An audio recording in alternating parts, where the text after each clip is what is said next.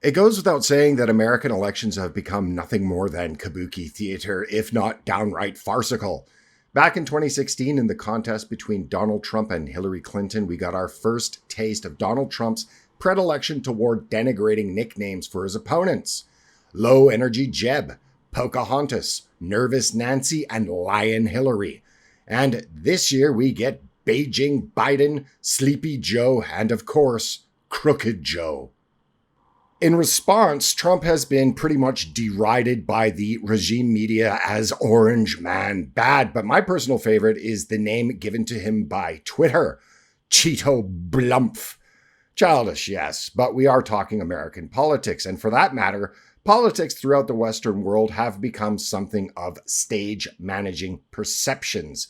Hence the recent move by the Biden regime to hire a meme manager in a desperate and quite pathetic attempt to at least match the viral internet memes that Trump followers pump out daily. Read The Left Cannot Meme. But as elections around the world are showing, the political winds are changing, and the flatulence of the political class is not confined to the West only.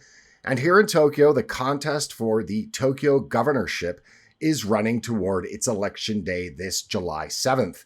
And the amount of election spoilers and their antics would give Cheeto Blumph a run for his money.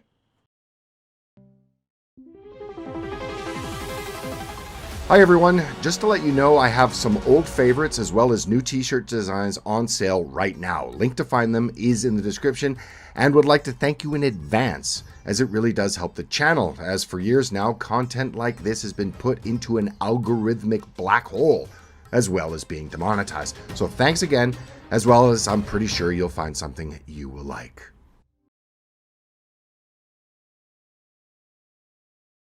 Like in the UK and its BBC licensing fee, Japanese are supposed to pay a licensing fee for the national broadcaster NHK. But like the BBC, the NHK is totally slanted, provides mindless and one-sided opinions on anything relevant to the country, and is not a true purveyor of journalism, but is again like the BBC, CNN, ABC, CBS, NBC, take your pick, in the US and the UK, a regime media outlet. Thus, as the Tokyo governor election draws near, that is on the 7th of July, the single-issue party, the anti-NHK party, well, they're up to their usual tactics of wanting the broadcaster to be abolished, or at least mandatory fees from the public suspended.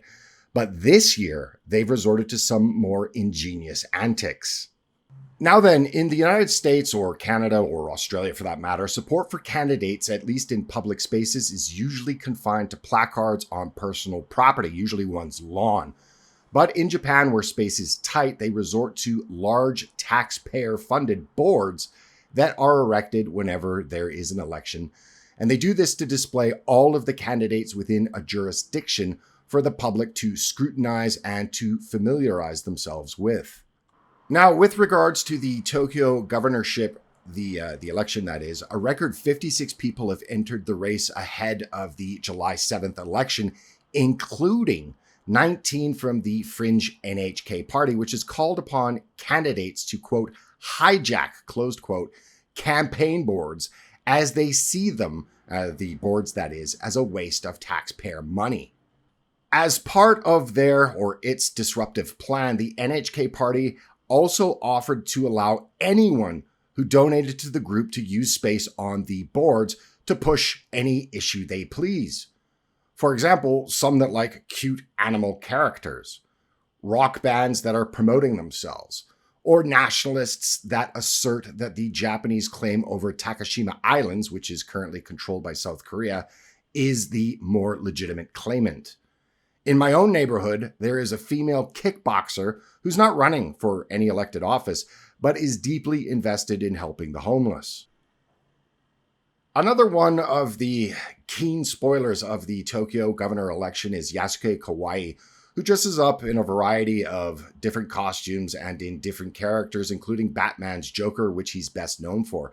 And for his profile on the election board, as he is running for Tokyo governor, well, he's chosen to use salacious images of the Garu Jav idol, Miyu Sakurai, and only uses his picture on small badges covering up her nether regions. While I'm sure Ms. Sakurai herself has some great policy positions, Mr. Kawaii's are pretty straightforward. He's championing the right for freedom of expression in that he wants JAV material to no longer be censored with mosaics. As well, he's for the legalization of polygamy. And the latter, as I understand, is to combat the declining birth rate of the country. And to that, even Elon Musk chimed in on Twitter, calling his campaign and his goals bold. Of course, many would say the likes of Miyu Sakurai are helping, when there are also those that would say hindering Japan's birth rate with her chosen profession. It's clear that Mr. Kawai is behind her and her position on censorship.